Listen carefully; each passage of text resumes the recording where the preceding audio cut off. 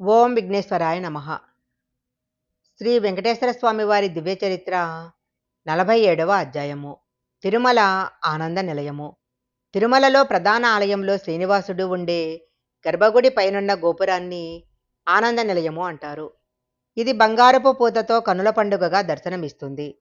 శ్రీ వైష్ణవ సంప్రదాయంలో తిరుమల వెంకటేశ్వర స్వామి ఆలయ గోపుర విమానాన్ని ఆనంద నిలయమని, శ్రీరంగంలోని శ్రీరంగనాథ స్వామి ఆలయ గోపుర విమానాన్ని ప్రణవ విమానమని, కంచిలోని వరదరాజస్వామి ఆలయ గోపుర విమానాన్ని పుణ్యకోటి విమానమని అంటారు. హిందూ దేవాలయ వాస్తులో గర్భగుడి లేదా గోపురం పైనున్న భాగాన్ని విమానం అంటారు. ఆనంద నిలయం విమానము మూడంతస్తుల కట్టడము. శ్రీ మహావిష్ణువు రూపాలలో వెంకటేశ్వర స్వామి వారి ఆలయము తొలి ఏకబేరాలయము. బేరం అనగా సంస్కృతంలో విగ్రహము లేదా మూర్తి అని అర్థము.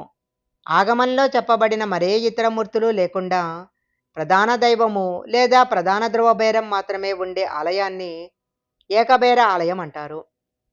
స్వయంభువుగా అర్చాస్వరూపంలో వెలసిన శ్రీవారికి తొలినాళ్లలో ఆకాశమే పైకప్పు.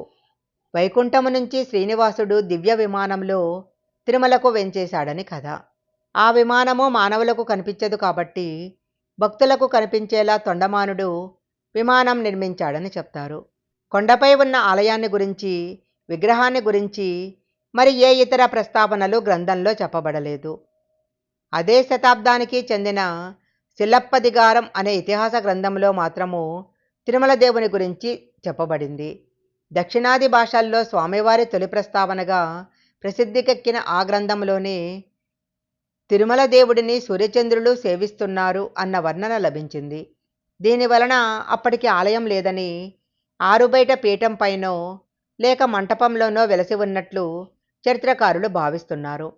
12, 13 శతాబ్దాలలో తిరుమల ఆలయ నిర్మాణ సమయంలో విమానం అనే పదాన్ని వాడినట్లు తెలుస్తుంది. ఆ సమయంలోనే గర్భగుడి చుట్టూ ఉన్న ప్రాకారం వెలుపల మరొక ప్రాకారం కట్టారు. పైనున్న విమాన భారాన్ని మోయటానికి సరిపడా దృఢత్వం కోసం ఇలా చేసి ఉండవచ్చు. 1251 నుంచి 1275 వరకు పాలించిన పల్లవరాజు జాతవర్మ సుందర పాండ్యన్ సువర్ణలేపనం కలిగిన కలశం సమర్పించాడు. విమానం పైన బంగారు పూత ఉన్న రాగిరేకుల కోసము వీరనరసింగరాయలు తన ఎత్తు బంగారాన్ని తులాభారంగా సమర్పించాడు. ఇతడు 1262 వరకు రాజపాలన చేశాడు. 1950 దశకం కొంతనాటికి బంగారు పూత చెదిరిపోసాగింది. గర్భగృహం పైకప్పు లోపల కృంగుతున్న లక్షణాలు కూడా కనపడ్డాయి. ఈ సమస్యలు పరిష్కరించటానికి 1958లో గర్భగుడి మరమ్మత్తు పనులు చేపట్టింది. బంగారాన్ని జాగ్రత్తగా వేరు చేశారు. పైకప్పులో దెబ్బతిన్న భాగాలను కాంక్రీట్ మెటల్ సపోర్టుల ద్వారా బలపరిచారు. ఆ సమయంలో గర్భగుడిలో పూజాదిక కార్యక్రమాలు నిర్వహించటానికి వీలు కాలేదు. కనుక ధ్రువబేరం శక్తిని మరొక బాల ఆలయంలో ప్రతిష్ఠించిన మూర్తిలోకి ఆవాహన చేశారు. పూజాదిక కార్యక్రమాలు బాల ఆలయంలోనే నిర్వహించారు. 5 ఏళ్లు శ్రమించి నిర్మాణ కార్మికులు విమానం నిర్మాణానికి కోణాలకు అనుగుణంగా అచ్చులను తయారు చేసి ఆ రూపంలో రాగిరేకులను మలిచారు. 9వ శతాబ్దంలో వాడిన మేకులను తీసేసి ఆధునిక నిర్మాణ విధానంలో లభ్యమయ్యే సిమెంటు దూలాలను వాడారు. తరువాత రాగిరేకులు తిరిగి అతికించారు.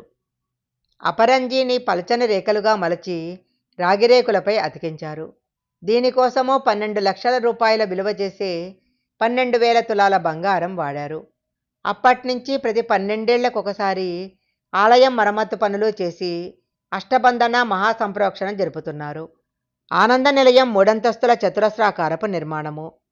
దీని భుజపు కొలత 27 అడుగుల 4 అంగుళాలు, ఎత్తు 37 అడుగుల 8 అంగుళాలు. 2వ అంతస్తులో విమాన వెంకటేశ్వరుడు ఉన్నాడు.